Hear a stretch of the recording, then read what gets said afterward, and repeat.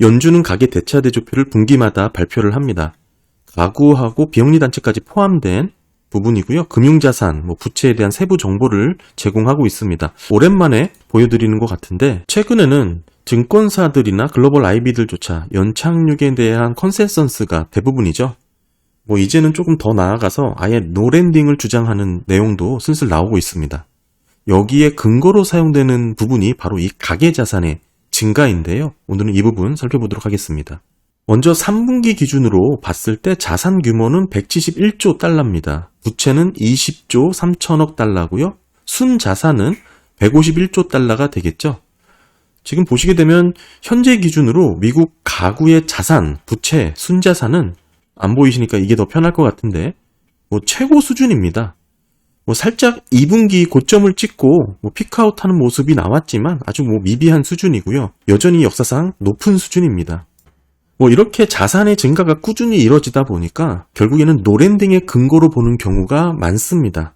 그런데 이는 너무나 당연한 것이죠. 미국의 GDP가 이렇게 늘어나고 M2 통화량이 증가를 했는데, 즉 시장 규모가 커지고 시중에 돈이 많이 풀리면서 가계의 자산 규모가 늘어나는 건 당연한 것입니다. 따라서 단순하게 자산 규모, 순자산 규모 이거를 볼 게 아니라 가계와 비영리단체의 순자산 상승률 변화를, 이 차트를 보셔야 됩니다. 23년 3분기 기준으로 봤을 때 1조 3,100억 달러가 감소를 했습니다. 이게 0이니까 지금 더 떨어진 것이죠. 그래서 전체적으로 보면 151조 달러가 줄어서 여기서 이렇게 쭉 떨어진 겁니다. 그래서 보시게 되면 주식 가치, 이 파란색이 주식입니다. 주식 가치가 1조 6,900억 달러 정도가 감소를 했고요. 그 와중에 부동산, 이 초록색, 연두색이죠. 부동산 가치는 약 4,700억 달러가 증가를 했습니다. 그러면서 더하기 빼기 해서 결국에는 마이너스로 이렇게 3분기 줄어들게 된 것인데, 보시면 꾸준히 증가하는 것만 같은 이 가계 자산이 분기별 변화, 등락률로 이렇게 보시게 되면 상당히 변화가 좀 있다라는 거 확인이 되죠. 특히 우리가 굵직하게 볼 수 있는 경기 침체 구간에서는 마이너스로 들어가는 것을 확인할 수가 있습니다. 08년도 부분입니다. 코로나 때고요. 이번에도 마찬가지입니다. 사실 이는 당연하죠. 왜 당연하냐면 이 보시게 되면 가계 자산이라는 것은 결국 대부분 금융자산, 비금융자산으로 이렇게 나뉘는데, 보시게 되면 비금융자산이 34%, 금융자산이 66%거든요. 미국 같은 경우에는 주식 비중이 많으니까 그렇습니다. 더 구체적으로 보면 비금융자산의 77% 대부분이 부동산입니다. 그러니까 즉 쉽게 설명드리면 지금이야 부동산 가격이 조금 떨어졌다 이렇게 볼 수 있었죠. 작년 같은 경우. 하지만 조금 멀리 보면 부동산 가격은 계속해서 우상향하는 패턴을 보여왔잖아요. 이와 같은 이치입니다. 부동산 가격이 꾸준히 오르니까 가계 자산이 꾸준히 오른다. 이게 크게 보면 이렇지만 분기별 변동률로 보면 이렇게 등락을 보일 수 있다. 이거죠. 부채 부분도 살펴보면 자산 규모가 대부분 부동산이었으니까 부채도 사실은 64%가 모기지입니다. 그리고 24%는 소비자 신용이죠. 학자금 대출이라든지 자동차 대출, 신용카드, 일반 대출, 이런 부분입니다. 기타가 한 12% 정도 되고요. 이걸 보고 있으면 저는 사실 이 소비자 신용 관련해서 위험도가 상당히 높아 보인다 생각을 하고 있습니다. 이 보라색이죠. 비중이 적지 않다라고 보는데, 부동산이야 모기지야 원래 3%대로 기존 대출을 받았던 분들이 계속 들고 있으니까 부담이 없고, 다만 이제 신용대출이 24%가 된다라는 건 여기서 충격이 생기면 사실 실제 삐그덕거리는 소리도 나오고 있죠. 신용카드 연체율이라든지 이자율이 높아지는 부분, 여기서 충격이 생기면 급격하게 시장 충격이 올 수도 있다. 오히려 저는 그렇게 보는데, 암튼 전체적인 부채 비율을 놓고 보면 이 빨간색이 부채죠. 당연히 좋습니다. 자산 대비 부채 비율이 현재가 대략 한 12% 정도가 됩니다. 그리고 역사적인 평균이 대략 13%가 돼요. 그러니까 지금 수준이 역사적인 평균 수준에 부합한다라고 봐야겠죠? 12% 수준이니까 그렇죠. 근데 여기가 이제 08년도 위기입니다. 이때는 부채 비율이 대략 20%까지 올랐습니다. 근데 이거는 08년 금융위기라는 특징을 이해하셔야 되는데 서브프라임 모기지 사태였잖아요. 당시 부동산 가격이 폭락하면서 소위 부채외 위기가 만들었던 그런 리섹션입니다. 따라서 지금과는 모습이 좀 많이 다를 수가 있고요. 정리를 해보면 현재 가계부채 부담이 크지 않다, 이것을 볼 수가 있는데, 이는 제가 예전에도 영상으로 말씀을 드린 적이 있습니다. 금융위기 이후에 가계들의 대출이 조정을 받았어요. 그래서 결국 DSR이라고 하죠. 총부채 상환 비율이 낮아졌습니다. 현재.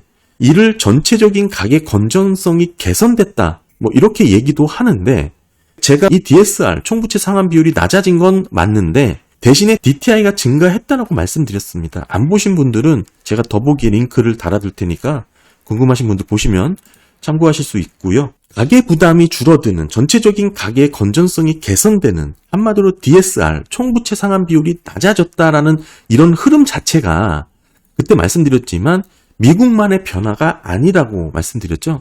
글로벌한 트렌드였습니다. 08년도 위기 이후에 전 세계적으로 나타난 특징이었는데, 여기서 주목해야 될 부분은 우리가 유럽 국가들, 특히 독일도 포함한 대부분의 나라들 또한 DSR이 낮아졌다라는 것이죠.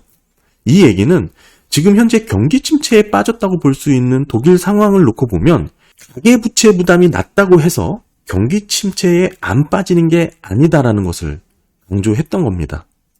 사실 오늘 드리고 싶은 주제는 그 내용이 아니라 제가 방금 말씀드린 부분 조금 더 설명이 필요하신 분들은 그 더보기 링크 보시면 좋을 것 같고요. 어찌됐든 부채 문제가 심각했던 08년도 이때조차도 지금 보시게 되면 가계 자산이 줄어드는 패턴이 한 5개 분기 정도 이어진 겁니다. 여기서 여기 떨어진 것이죠. 그 심각하다던 08년도 금융위기도 전체적인 가계 자산이 여기서 여기 떨어진 거예요. 이 그래프를 좀 크게 놓고 보면 고작 여기서 여기 떨어졌냐 이렇게 보실 수도 있죠.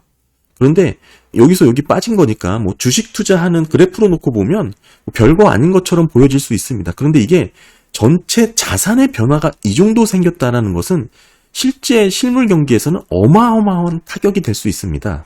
그리고 요거는 금융자산이죠. 08년도 때와 지금을 비교해 보면 특히 이제 부동산, 밑에 단이 부동산입니다.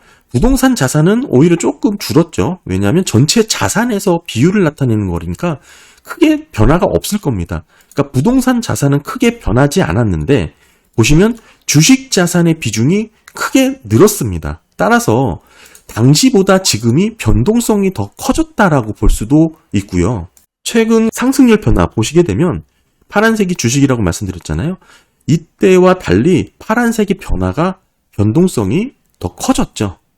변동성이 확대가 됐습니다. 가계자산 중에 금융자산의 비중이 많아졌기 때문에 이런 모습이 나오게 되는 것이고요.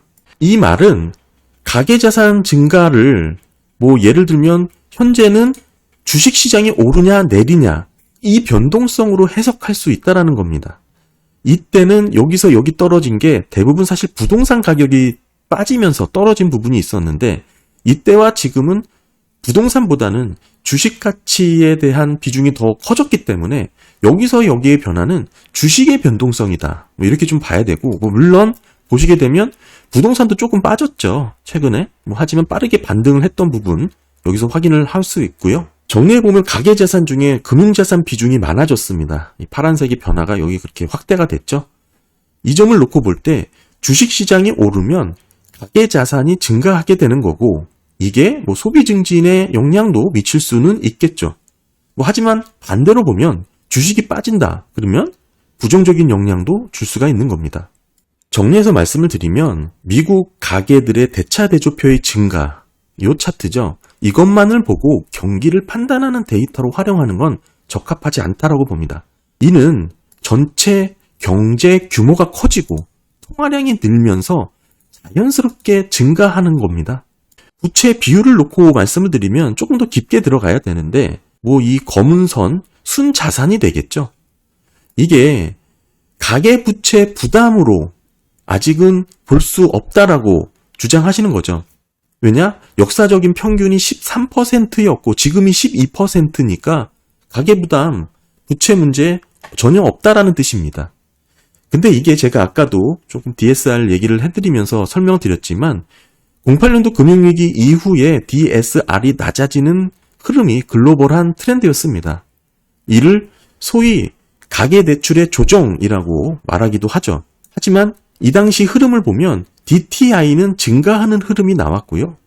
심지어 DSR이 낮아진 독일에서조차 경기 침체 흐름을 막지 못했습니다. 이 추이를 놓고 보면 가계부채가 낮다고 해서 경기 침체를 피할 수 있는 근거로 쓰지 못한다라는 것을 말씀을 드리는 거고요.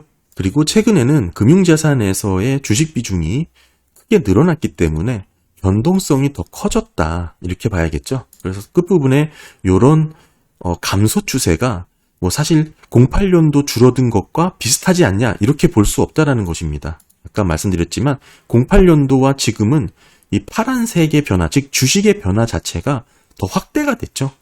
이 논리는 주식이 올라서 경기 침체가 안 온다라는 것과 같습니다. 이 얘기는 여기서 이게 더 떨어질 수 있다라는 뜻이죠. 이 변동성이 이 생각만큼 예전처럼 잔잔하게 흘러가지 않을 수 있다라는 겁니다. 더 확대가 될 수 있다라는 것을 뜻합니다. 제가 오늘 궁극적으로 말씀드리고 싶은 것은 연착륙의 데이터로 경기를 진단하는 지표로 가계의 자산 규모를 활용하는 건 적합하지가 않습니다. 이 말씀을 좀 드리고 싶었습니다. 특히 부채 비율 관련해서 이 DSR이 낮아진 부분, 조금 여기서 설명이 부족한 부분은 더보기 링크 보시면서 참고하시면 좋을 것 같습니다. 네, 감사합니다.